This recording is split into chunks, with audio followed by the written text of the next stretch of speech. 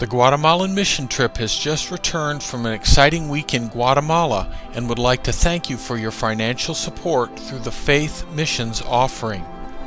Because of your help, we were able to work with the 74 children at the Malnutrition Center in San Juan, Guatemala, as well as assist with the maintenance needs at the center. Guatemala has the highest rate of malnutrition in the Western Hemisphere among children under the age of 5. So the need is great for assistance to feed and nourish the children. Our team was joined by 3 other churches for a total of 41 members whose lives were changed by what we saw and experienced. While we go to serve, we find that it is we who are the most blessed. After a day of sightseeing which included zip-lining, horseback riding, and a tour of a coffee plantation, which is designed to create bonds within our group and help us acclimate to the weather and altitude, we were all eager to get our assignments for the week. We were divided into smaller teams to serve with the children and do maintenance work at the facility. Some worked with the canaries, the bed babies. Others served with the dolphins, the children who are more sick and fragile. Still others cared for the bunnies and chicks, the children just learning to walk and feed themselves, while others spent most of their day chasing the ducks and the squirrels, the older children, some of whom go to school for several hours each morning. You may be asking yourself, what can 41 people with a heart for missions accomplish in only 1 week? More than you might imagine. They can replace the flooring baseboards in much of the center, replace the ropes on the swings and add some tire swings to make the entire swing set safer, paint an interior storage room and outside overhangs and walls on the center building, trim low-lying limbs in the playground so children don't get hurt, move more than 10 yards of dirt to level the garden and prepare to install a cistern. Fill the holes in the playground and trim the grass so the children quit twisting their ankles. Trim the hedges to make the center look nicer. Give 26 massages to the center staff, many their very first. Oh, how they loved it. Trim the hair of over 75 children and staff members. Give manicures to the staff. Remove rocks from the new bed in the garden where cilantro and carrots will soon be sprouting. Explain the importance of keeping up with composting and working the compost bins. Check the beehives and make notes and plans for future improvements. Honey will be ready to be extracted in the next couple weeks. Fertilize the garden.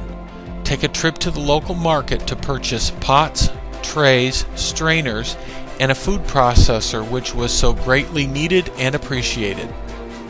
No matter what your talents and abilities, God can use them at the Malnutrition Center. Men are particularly needed, not only to help with maintenance, but to be role models to the boys who are surrounded by women much of their day, and to see Christ-like men who can love and serve.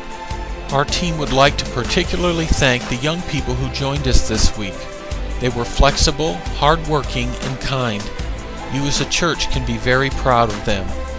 This week our team members changed hundreds of diapers, wiped a multitude of runny noses, sang songs in Spanish or tried, acted out Bible stories, and hugged on children who are aching to be held and loved. On 2 occasions our own teens led the center Bible study and did so in Spanish. But there is always a need. There's always room for one more on the team and always a child or a moment that will change your heart.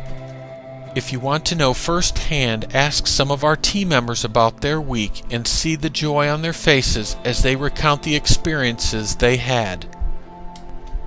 Ask Nathaniel about Maria Ascension, who is so malnourished that her bones did not form properly in her legs. Though she could not walk when she arrived at the center, with the help of physical therapy and a walker, now she practically runs around the center and playground. Ask Mary Beth about Anna Lucretia, a tiny little girl who is solemn but sweet and affectionate. Ask Bethany about her joy upon seeing how well the garden is growing and knowing that the work that she has done over the years is bearing fruit, literally.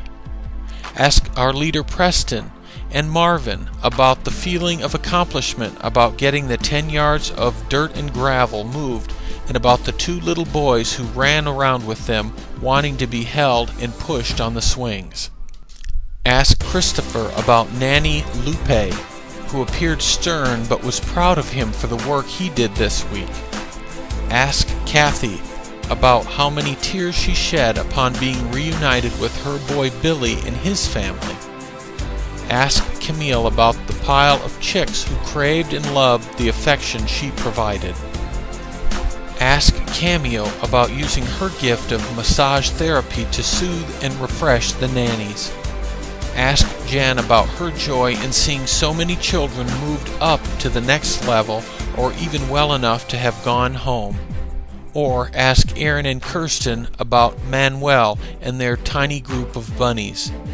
Better yet, come with us on our next trip and see for yourself. Forget whatever excuses you might have and sign up today. You will be changed forever.